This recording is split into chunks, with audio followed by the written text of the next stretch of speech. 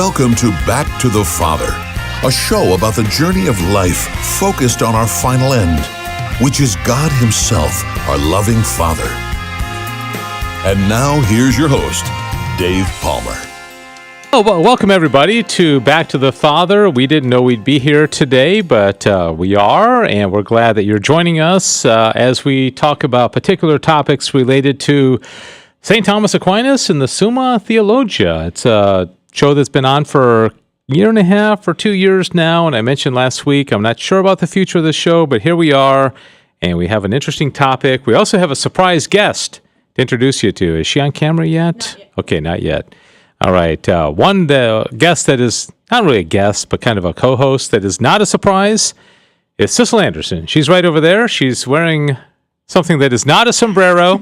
It's a spring hat. Oh, it's actually not on quite right. Hang on. And all three of us are in green today because it's St. Patrick's Day. I'll talk a little bit more about that. In fact, I have St. Patrick trivia at the end of the program today. So glad you're with us. Welcome. And we're going to be talking today about St. Thomas Aquinas and his teaching on fasting. And the reason this kind of intrigued me is I'm thinking, you normally think of the Middle Ages, Christendom. I'm guessing, and you guys tell me if you think this is true, that you think like, man, I bet they were hardcore. I bet they were like fasting for 3 weeks and, know nothing and all that. You might be a little surprised. It was a little more lax than I expected from Aquinas as far as what they were doing with fasting back then. But interesting information about like why they were fasting from certain items. Like, for example, why do we fast from meat, eggs, milk? He said something about the hour that you can have your one meal. Okay, he's going to say there's one meal that's allowed. It's at a particular hour. Why that hour? Okay, very interesting. Let me introduce Carla Croix, who is a legend here at the Guadalupe Radio Network. For many reasons, she's been volunteering for probably about 12 years? Yes. 12 years for our station. And she's typically here on Fridays. She gets to listen. I dragged her in today because William Crookedall is not able to join us because he is at a speech and debate tournament as we talked about last week. So Carla, about 15 minutes ago, was asked if she could fill in. And so, low expectations. You don't have to do a lot. Just, kind of help out with the trivia game. But thanks for joining us. Good to see you. Well, I'm very happy to be here today. It's always been interesting to me, so it's kind of good that I have a chance to participate. Yeah, it's kind of like, I used to listen to Casey Kasem's Top 40 Countdown for many years, and then one day when I moved out to Hollywood, I actually got to go to the studio of Casey Kasem's Top 40. I got to meet him. This is probably a stretch to compare this to Casey Kasem's Top 40, but it's kind of like you're there. I mean, you're in the studio where it all happens. And so this is Back to the Father. It's a very humble show. We don't have any people that actually watch us, but you're there, all right? Yes, absolutely. And Sissel's there, and Carla's here, and I am here. Mostly here. And I,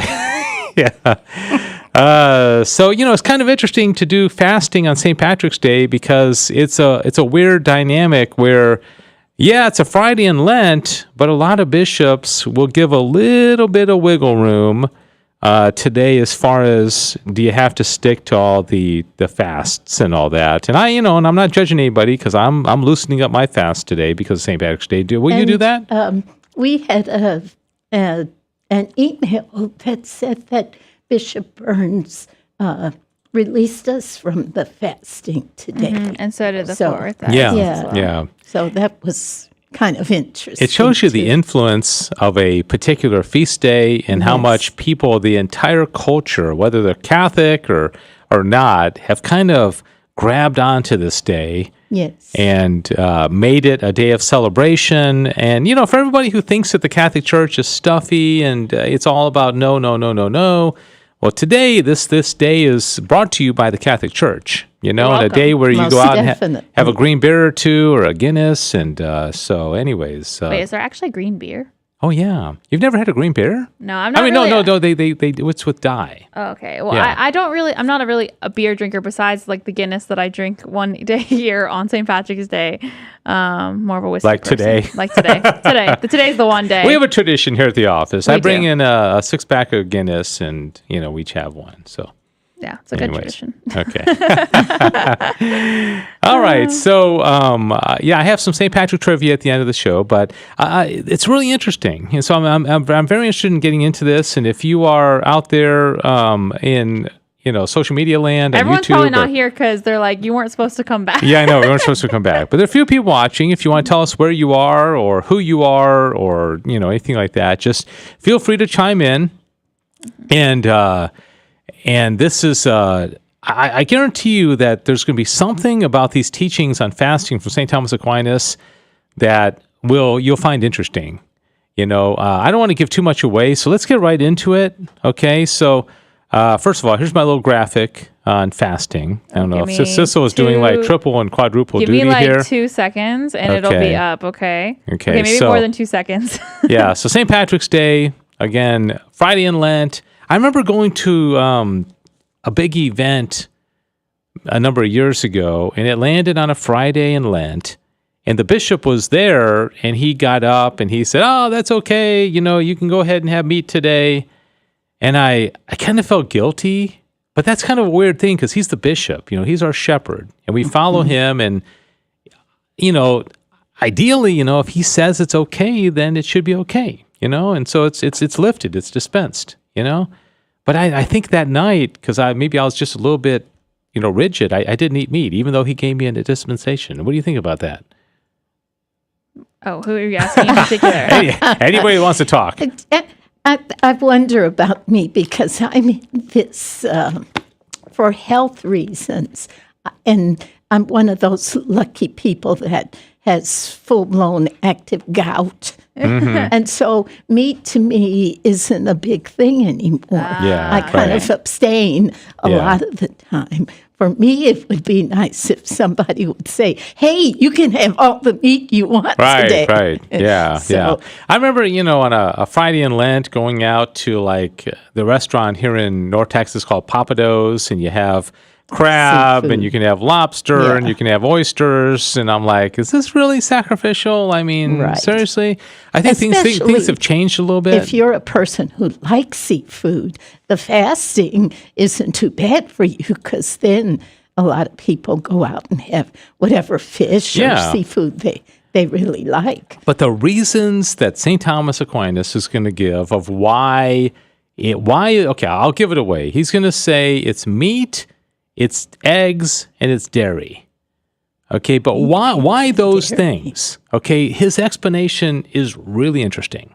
Okay, I promise you. Hang around. Wow. Okay, he's promising. I got the graphic up, the PowerPoint up. Okay, you got that up. Okay, it's very fascinating. So, all right, here's a quick picture of St. Patrick. Okay, I remember in the early days of Catholic radio, even before Guadalupe Radio, we had an apostolate called Radio Xavier. Mm-hmm. And interestingly, the lady who I co-hosted the show with back then was in our studio today, Suzette Chidis.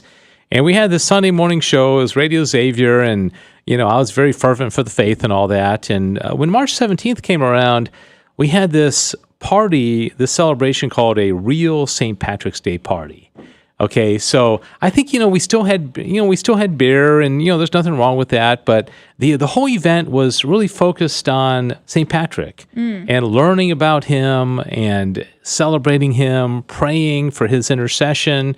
And it was so cool. And I remember it was a day, probably, 16, 17 years ago, 14, and I kid you not, it was just raining like crazy. Like yesterday. I want to say 14 inches, but that seems like crazy high. But that is high. It was like the rainiest day I've ever experienced in my life. Mm-hmm. And we packed the place. There were so many people that were so excited to come to this event. It was just amazing. Wow. Anyway, that was fun. But it was a real St. Patrick's Day party. We had an Irish band. I remember the future Bishop Mark Seitz, who's now the Bishop of El Paso, came out and he sang Danny Boy. Oh. And he was a priest at the time. Well, he's still a priest, but he was just a priest. I don't mean that in air quotes, but anyway, so that was just great things. So we honor St. Patrick. We ask for an intercession, and we have a little fun today talking about fasting. Okay, so all right. So the first question that we're gonna kind of pose here, based on the teachings of the Summa Theologia, is whether fasting is an act of virtue. Now, of course, Thomas is going to say yes. Okay, just giving that away. You didn't give us a chance to answer. No, I'm going to ask you, there's 3 reasons why it's an act of virtue. So what does fasting do? Like, why is it good? Okay, what's the point in fasting? Okay, that's what he's going to get at. So go ahead. And if you're out there in social media land, especially if your name is Adrian Fonseca, which... we're talking about the Lenten foods to eat on a Friday. He's saying that he's not going to eat meat today. He's going to have a grilled cheese. Grilled cheese sandwich? I said grilled cheese sandwiches were like the Lenten meal of champions. You're allowed to put like mayonnaise on it and really enjoy it, or... I don't know. I'm not very fancy with my grilled cheese. Grilled cheese are a delicious thing, but I actually find them quite difficult to make properly. Because it's really easy, in my opinion, to burn the bread or not fully cook the cheese. Mm-hmm. I can cook a lot of things, but grilled cheese and I struggle. That and rice. I also struggle with rice, but that's... Well, thank you for that true admission. You're welcome. Yeah. I was going to say, were you asking the question now about why do we think that he said? Yeah, so, like, what's the point? It's not just like, oh, this kind of hurts, I love God and, I'm doing it. There's more to it than that. And Thomas is going to give 3 reasons of why we fast. Okay, so any guesses? I mean, I'll go ahead and share them with you. Well, I think so if you are on our special email list for the season of Lent with the GRN that Manny Ortiz, who offices here, has been writing up. He sent out an email today all about almsgiving and fasting and stuff like that. And I'm trying to remember if he quoted the Catechism. Oh yeah. I can't you want me to just go ahead and give them? Yeah. Okay. So you guys are brought your A game today. I'll tell you. You know what? You told Carla she didn't have to do anything. So. I didn't tell you though. I'm sitting here. All right. Trying You know to what? think of something. I'm doing things. I'm just not doing. That's right. Yeah. Sissel's got a lot to do. Okay. So all right. So here it is. This next graphic here. He says it's is virtuous through being directed by reason to some virtuous good. Okay, so a virtuous act has to be in line with right reason. Okay, now this is consistent with fasting because fasting is practiced for a 3-fold purpose.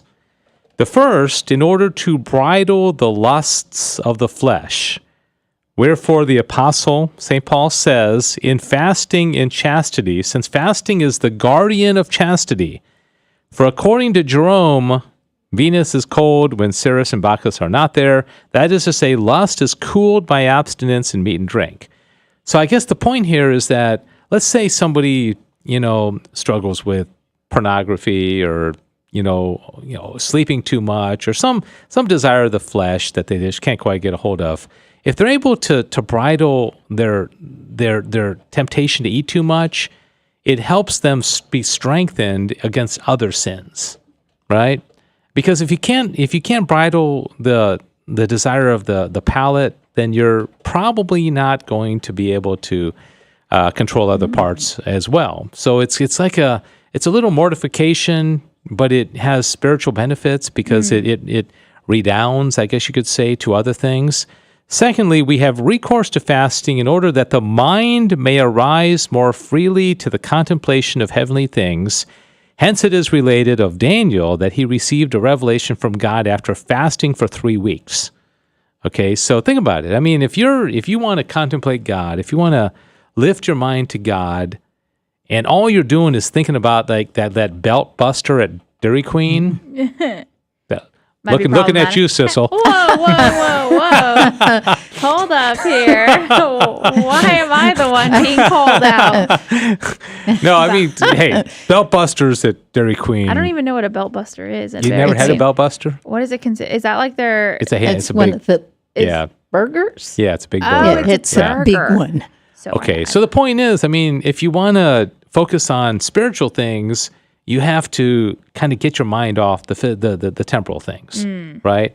If you're all thinking about is things that, like, man, I can't wait to watch that Cowboy game this weekend. It doesn't have to be just food. You can't get your mind on spiritual things. So you got to temper those. You got to control them, right? Okay. you fast a lot, Dave. Do you find that in your fasting that helps you in that way? Well, it's a great question. I find myself being kind of prideful with fasting, like, wow, I haven't eaten for a whole day, or like, does that mean I'm praying more?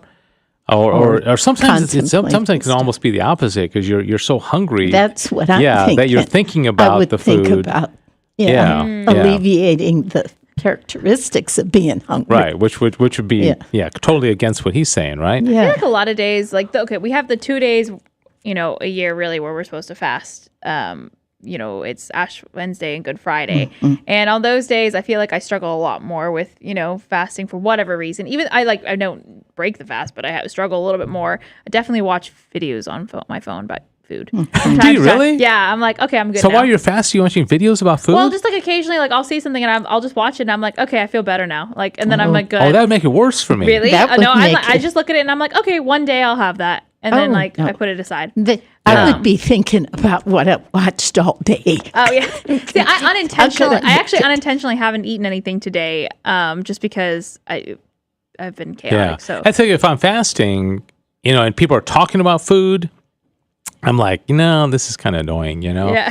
But I've oftentimes gone home and the whole family's eating dinner and I'm fasting, and I'll just sit there at the dinner table and talk to them.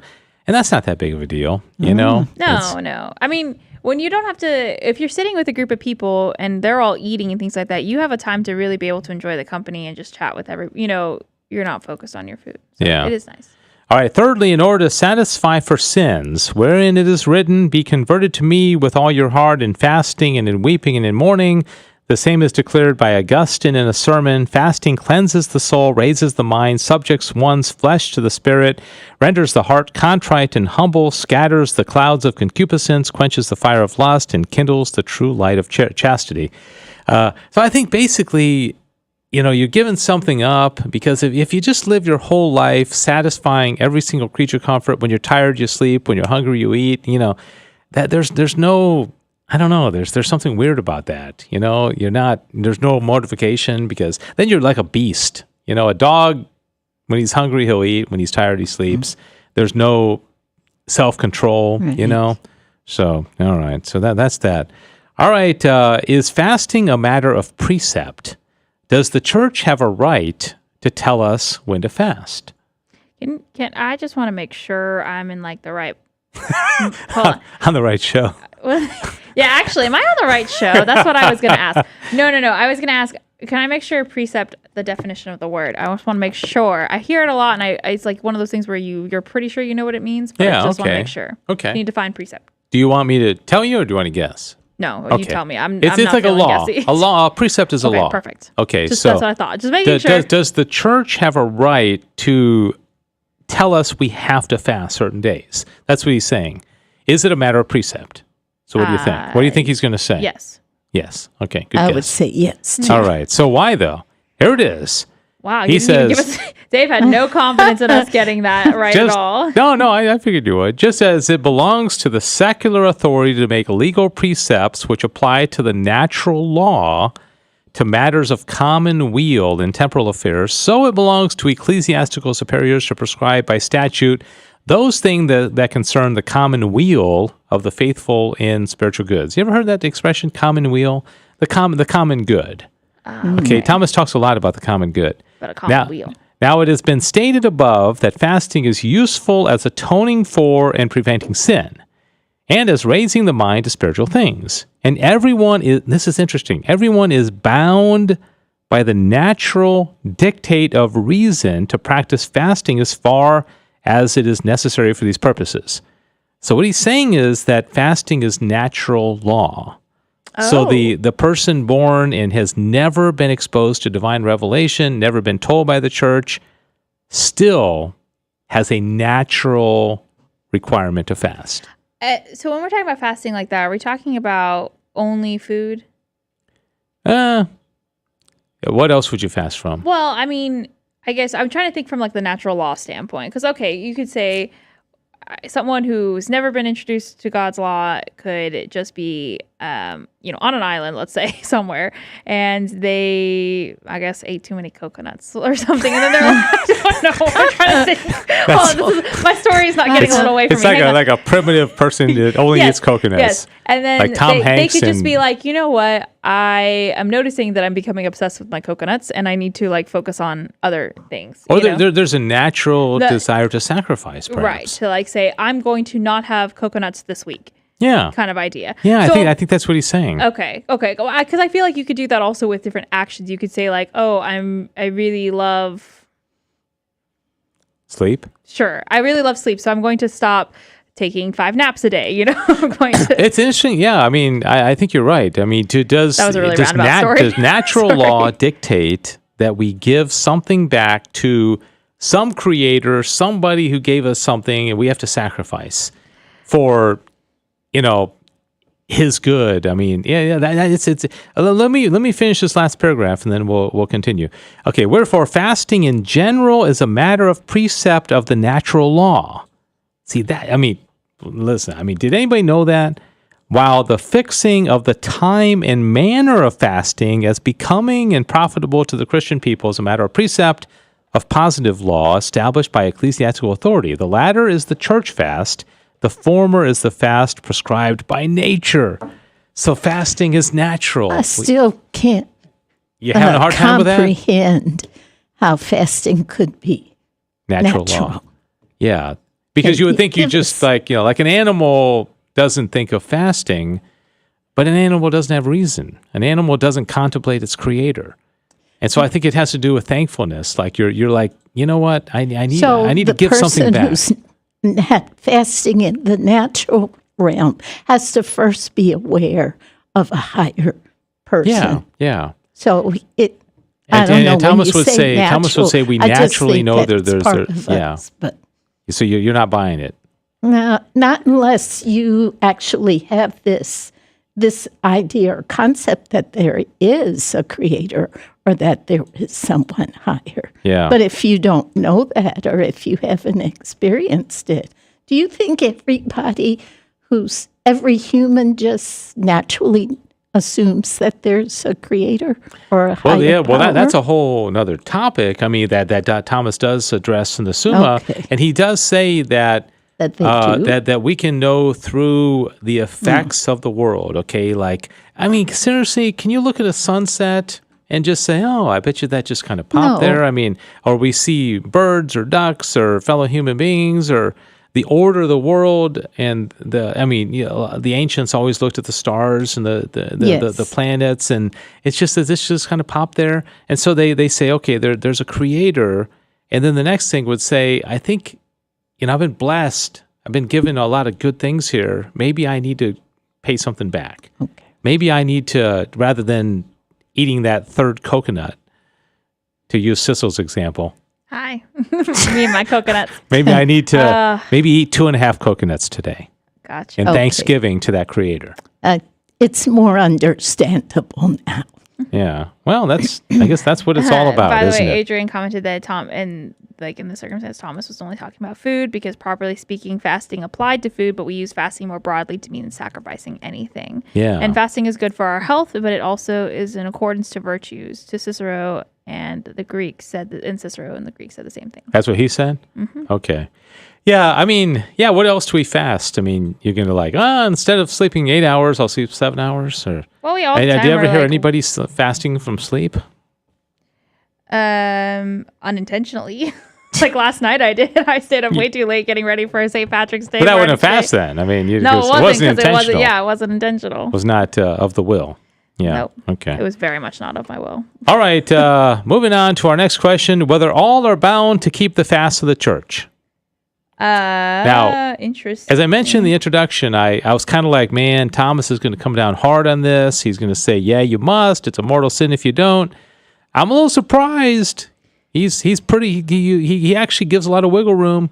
So when you're saying all, because like obviously today in the church there are certain things like before a certain age and after a certain age. Right.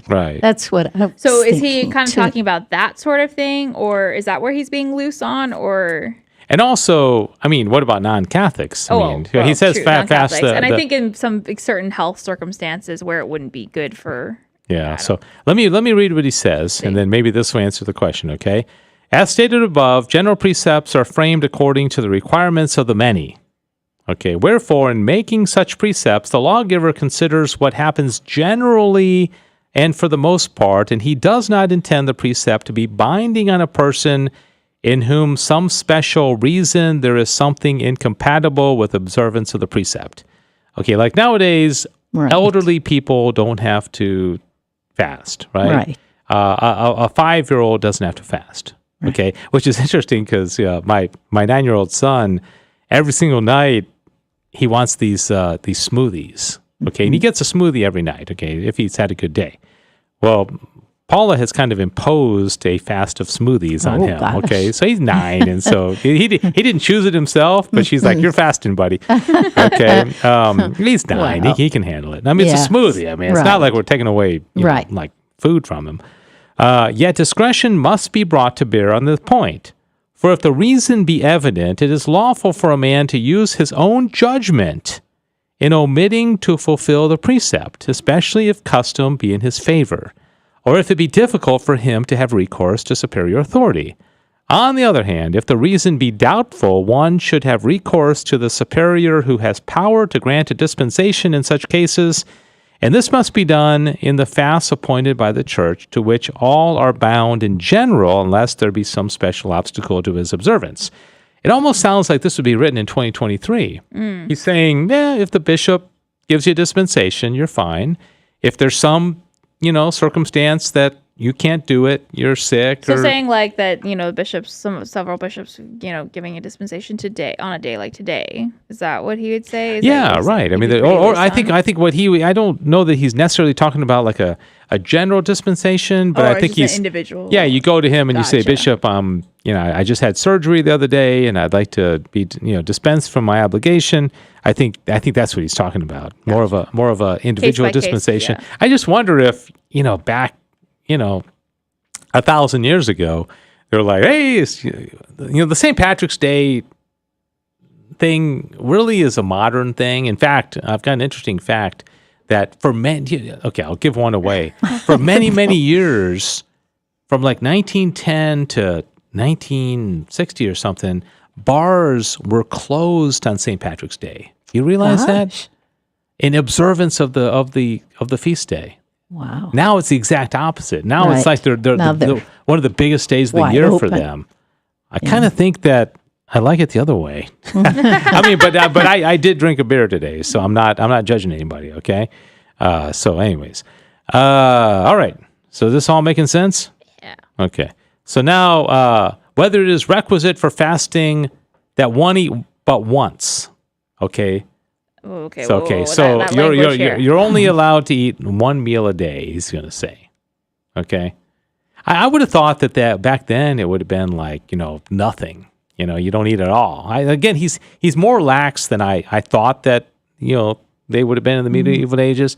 So he says, fasting is instituted by the church in order to bridle concupiscence, yet so as to safeguard nature. Now, only one meal is seemingly sufficient for this purpose, since thereby man is able to satisfy nature, and yet he withdraws something from concupiscence by minimizing the number of meals. Therefore, it is appointed by the church in her moderation that those who fast should take one meal in the day. That's kind of, nowadays it's like one meal, but then 2 meals that don't equal one meal, so. That's confusing math. Yeah, they're a little more, austere back then, but still, I'm thinking like, come on. Just how about like no food? I mean, one meal. It didn't even say how big the meal is. It seems like for some people, though, I couldn't fast a whole day without food. Oh, really? Because my sugar levels go off. Okay. I don't have diabetes, but even when I was a young child, waiting for dinner, if I wait too long, I would just get the shakes and weak. So my mom would have to give me something to tide me over until was that as a child? Okay, so it's not just okay.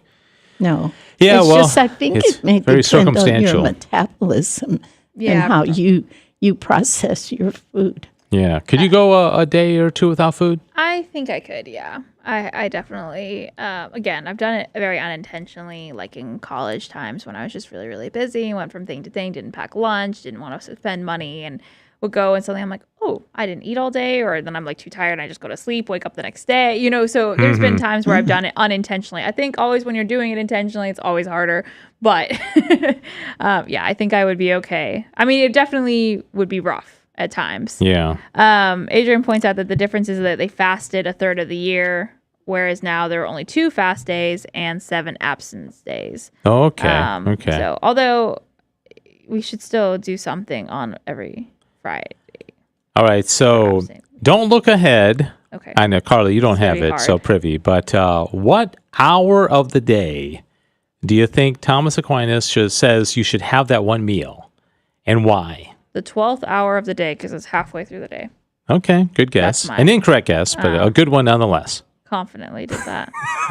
So what hour of the day? It's kind of interesting the way he says this. I wonder if Adrian knows this. Maybe early in the day so that you'd have enough energy to do the rest of your your duties. I have a different strategy. I like whenever on a fasting day, I fast for as long as possible. I don't eat until the Just evening keep on usually. going till yeah. Because I'm like, let's see how far I can go before. Okay, he's going to say the 9th hour of the day. So 9 a.m. So 9 a.m. Oh, so Carla, I think you, Carla was I pretty think you close. won Now, this one. okay, he says fasting is directed to the deletion and prevention of sin. Hence, it ought to add something to the common custom, yet so as not to be a heavy burden to nature. Now, the right in common custom is for men to eat about the 6th hour. They were early risers. Wow. So they're eating at 6 a.m., okay? Both because digestion is seemingly finished and the humor spread about through the limbs. So he's getting biological on us here. And again, because it is then chiefly that the nature of the human body needs assistance against the external heat that is in the air. Okay. Lest the humors be parched within. Hence, in order that those who fast may feel some pain in satisfaction for their sins, the 9th hour is suitably fixed for the meal.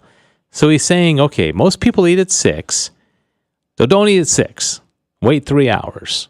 Wow. And in those 3 hours, you're like, man, I'm hungry. So you're satisfying for sin. Interesting. Okay, that makes sense. But it's like, man, 3 hours? I mean, that 3 hours doesn't seem that much. Of course, I don't like eating first thing in the morning. So for me, I don't eat until late anyway. So no sacrifice. So it wouldn't be any sacrifice.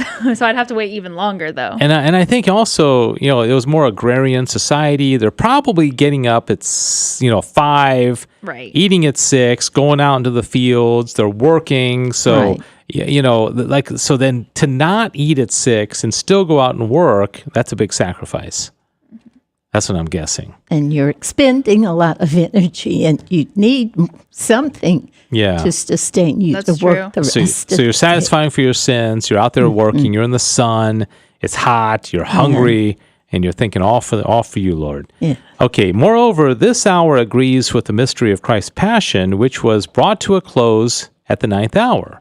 When bowing his head, he gave up the ghost, because those who fast by punishing their flesh are conformed to the passion of Christ. They that are Christ's have crucified their flesh with the vices and concupiscences. Which is interesting, because I always thought that Christ was crucified at noon and died at 3. Wasn't that what it was? Yeah. So are we doing a different? I don't understand how that works, because I don't know. Okay, so I mentioned this earlier. Well, okay, the next one, whether it is fitting that those who fast should be bidden to abstain from what 3 things? Do you remember what I said? Oh, you said dairy, you said dairy and meat. eggs and meat. And I'm going to be completely honest. I think I would struggle more with eggs than anything, because I eat a lot of eggs as a protein source. More often than not. I would struggle more with eggs. I love eggs. I would struggle more with eggs than with meat, I think. Did you see that graphic of the 3 pictures there? Hold on, let me change it over. Okay. Well, did he pick those 3 because they were all strong protein sources? Well, I'm about to explain it. It's really, this is probably the most interesting explanation that of all these. Okay, so I'm just going to kind of read it slowly, and it's really fascinating what he says. Okay, so here it is. Okay, remember, this is meat, this is milk, and this is eggs. And he says, fasting was instituted by the church in order to bridle the concupiscences of the flesh. Okay, you all get that part, right? Yes. Which regard pleasure of touch in connection with food and sex. Wherefore the church forbade those who fast to partake of those foods which both afford most pleasure to the palate and besides are a great incentive to lust. So now he's saying that certain foods are an incentive to lust. So cheese and eggs? So why? Okay. Such are the flesh of animals that take their rest on the earth, and of those that breathe the air and their products, such as milk, and those that walk on the earth, and eggs from birds. For since such animals are more like man in body, they afford greater pleasure as food and greater nourishment to the human body, so that from their consumption there results a greater surplus available for seminal matter, which when abundant becomes a great incentive to lust. Hence the church has bidden those who fast to abstain especially from these foods. So he's tying in the desire of the palate with the desire, for sexuality, which I don't think anybody ever thinks that these days. No. I think he's using probably old science. I don't know, man. I don't know. Maybe there's some truth to that, but very interesting. That was super, super interesting. I was just thinking, I have a friend who has a lot of allergies. She can't have dairy, gluten, corn, or soy. So I feel like she can't have anything. That doesn't leave much for her to eat. And you get to Lent and you're like, oh, and by the way, take out meat too. Yeah. Wow. Yeah. By the way, Adrian's saying he thought that the 9th hour was 3 p.m. 9th hour referring to the 9th office of which is like mid-afternoon so prayer. People then the 6th hour would be noon. And noon makes a little more sense for waiting for a midday meal kind of situation, So you're not talking about the first meal, you're talking about the second meal. So when you're fasting, you're going until 3 p.m., which makes sense because he said that's when our Lord bowed down his head. I've done a lot of fast. When I've intentionally fasted, I've done fast till 3. So that means the first hour would be 6 a.m.? He's not 100% though. The first hour would be 6 p.m., the 6 a.m. I mean, and then the 6th hour would be noon, and the 9th hour would be 3? Is that right? I mean, and then that's, I don't know. I don't know how that works. Me neither. Oh, I'm claiming ignorance. But I mean, I feel like the idea of fasting until 3 seems like a decent one. Because fasting till just like 6 or 9 seems. My mom grew up very not very practicing Catholic at all, but she said that they always held a tradition of from Good Friday they would not eat anything all the way until Easter. They would fast through Holy Saturday and I know. Oh my goodness. They were a little bit more and I was trying to work on some trivia for today. I just had too many things come up, so I didn't get it quite organized, but I was thinking about doing trivia about the different rites, some of the different, especially the Eastern rites. They have a little bit more they do fast a little bit more. Like for instance, some of the Eastern rites, I think they fast from dairy and meat. I don't know if it's all of Lent, but a good portion of Lent they fast from some of those things. But yeah, there's definitely some interesting practices out there. All right. Well, I had to go get my notes for trivia here because it was on the printer.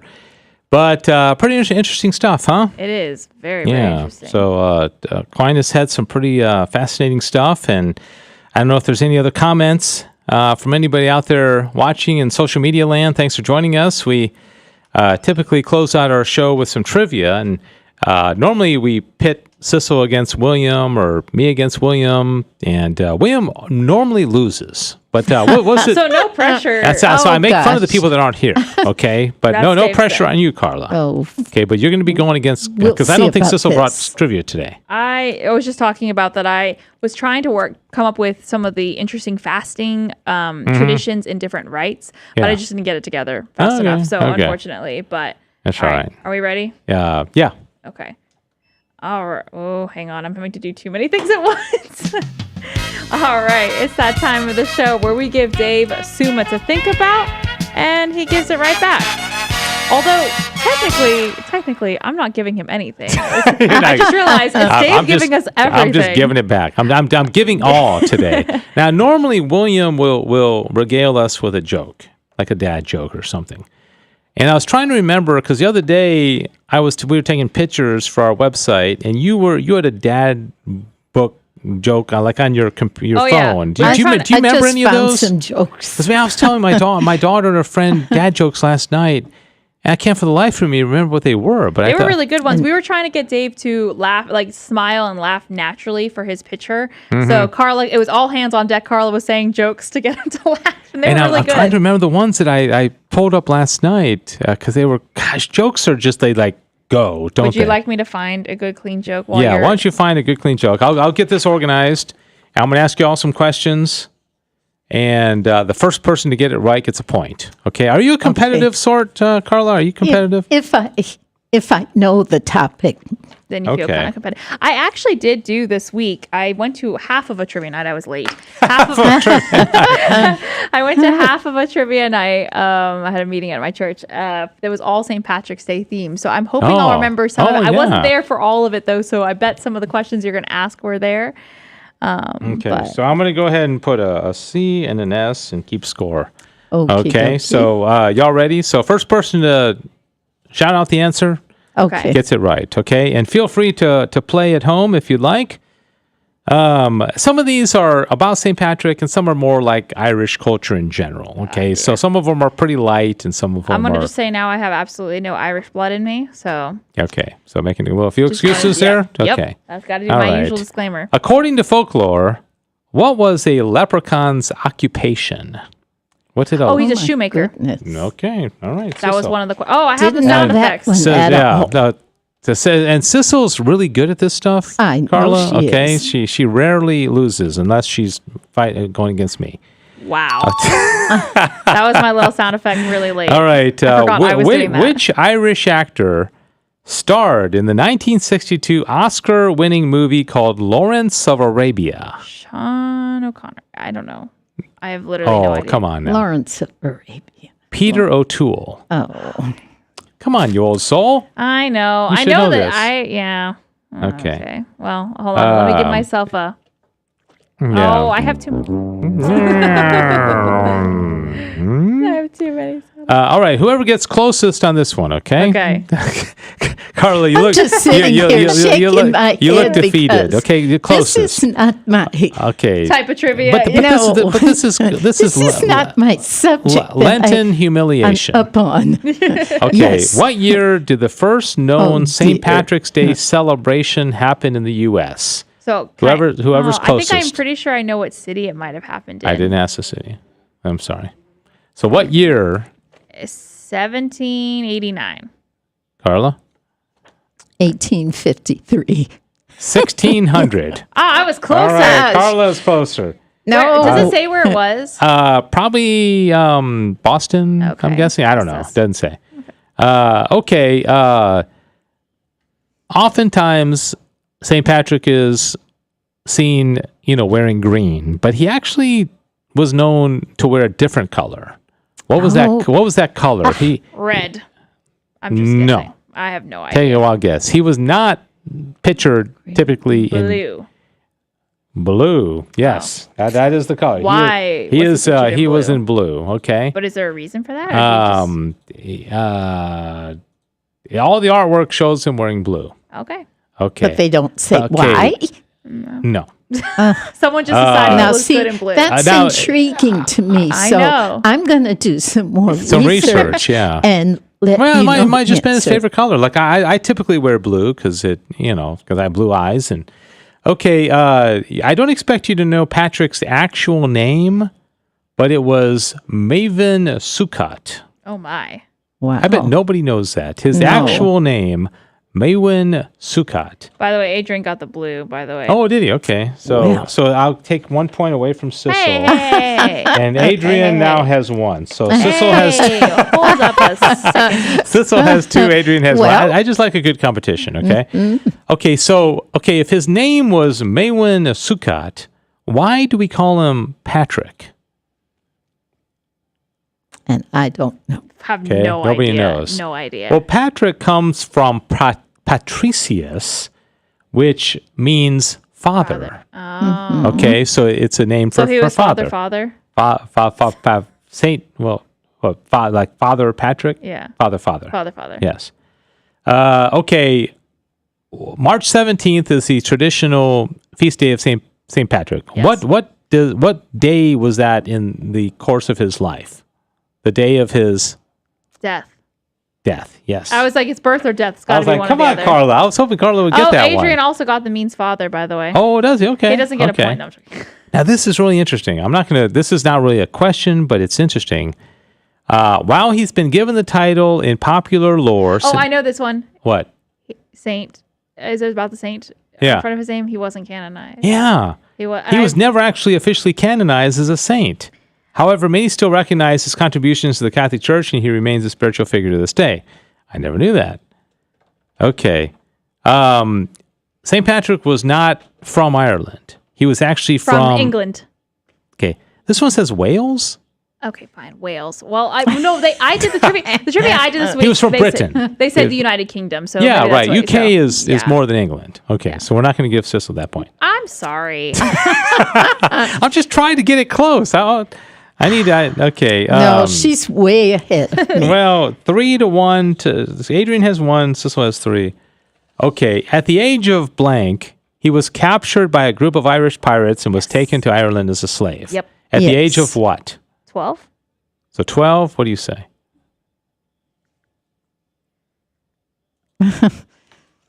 At the age 17. 16. Oh, All right. Carl, all I want is a good. I want to get to the last wanted to- question and have it to be okay. So You just wanted me to get Sissel at has least 3. one. Adrian has 1. Carla has. Okay, he tended sheep in Ireland for blank years before he escaped. For blank number of years. And I read that recently, and I don't Oh, remember. I'm impressed you even read it. Yeah, in one of Okay. his biographies. Which I'm means she gonna might very say much come with 6 years. 6 years. I'm What do going you to say? say 4. The answer is 6 years. Oh, exactly. Whoa! I had no All idea. That right. was a wild guess. Okay. Now this one is much on a much lighter note, I must say. There are reportedly more than blank million pints of Guinness Oh, being gosh. consumed on St. Patrick's Day Oh, alone. we know that's How many a lot. million pints of Guinness? I presume this means worldwide. I'm going to say my. 12 million. 12 million. Okay. Wait. Oh gosh, I'm gonna say 13 million just because for the sake of trying to win. I can't believe Sissel got it exactly. 13 million. I was like, Carla's so close. There's One no way said way. 11 million. How disappointing that would have 13 been. million, exactly. By the I'm way, telling you. Adrian got 6 also, and he also guessed Britain for Okay. So, do I take a point away from you? no. Okay. Well, you didn't get it. It was Wales. Okay, Wales. Wow. Okay, I mentioned before, from 1903 to 1970, most bars and pubs were closed on St. Patrick's Day because it was considered a religious holiday. Yes. Okay, and I remember when Paula came over here to America, she said, you know what? Traditionally in Ireland, people just go to Mass. Yeah. You know, but now they've taken on the American, drink green beer and all that. Okay, okay. Here's the final 2 questions to Okay. close out this illustrious broadcast. Okay. What is the national symbol of Ireland? And it's not a shamrock. Thanks for giving us that. Okay. What is the national symbol for Ireland? It's not a shamrock. And I don't know. Not a leprechaun either, huh? I didn't say that. What is it? Oh. Anybody know out there? And Seven sevens. I feel like I do know this, and I'm trying to remember it. It's not a pint Okay. of beer. oh, Is it? I feel like it's pint of beer. Is it? It's not like. Oh, why is like a lily popping into my head? That's not right. You're arguing against yourself. I am. Hold on. I'm having an argument. Okay. internally. And Adrian's saying mermaid. A mermaid. That is not correct. It's a really interesting one, though. I hope you. Yeah. That might have been. It's an- Okay, it's something when I say it, you'll be, well, okay, yeah, that makes sense. Think about whenever you see like Ireland, you see this on Ireland, you know, it's a very common Horse. symbol for Ireland that you see a lot? Why am I blanking on everything right now? And it starts with an S. And then there's an H. Not a shamrock, though. Shamrock. I didn't say it was. You said No, it wasn't. Oh no, I'm sorry, gosh, shamrock. I'm sorry. I'm sorry. The shamrock is not what it is. I'm so sorry. Okay. I was feeling like gaslighting. No, I was like, Shamrock. my mind. You Okay, said no. it wasn't Okay, a shamrock. it's not a shamrock. Not a shamrock. Okay, Okay, start spelling it it's again. Okay, it starts with an H. And I'm like, I'm totally messing this up. I'm sorry. This is not my best moment in broadcasting. Okay, it starts with an H. Okay, next letter. Can I buy another letter? Please? H-A. A heart. H-A. No. What'd you say? No. Nope. Go with it. No. A heart. Wait. Wait. A heart? A what? No. Say it. I said heart, and that's not how you spell heart. No. I said H-A. That's why I didn't want to say anything more. Okay, H-A-R. H-A-R. A heart. A hardwood. There's only one more letter. A harp? A harp, yes. Oh my It's a harp. gosh. All right. So I'm going to give Carla Yes, please. 3 for that one, Nah. which means we have a 4-4 Oh, tie my word. going into the last one.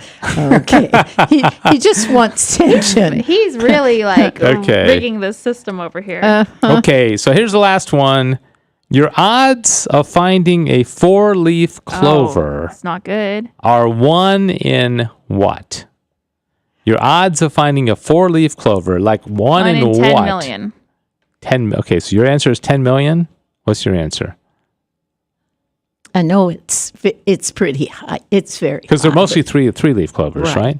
Right. Okay. It's hard to find. Okay, 1 in 10 million is 1 in 15 million. okay. It's 1 in 10,000. Oh. So 10 million is closer Gosh. than 15 million Yes, to the it answer. is. So all right. So my Sissel is the Sissel Sissel is the won. rightful winner. I don't want to take that away from her. So she gets to. Do you want some really, really, really bad St. Patrick's Day jokes? Yes. Okay, Yes. perfect. I low expectations here, but yes. Okay, ready?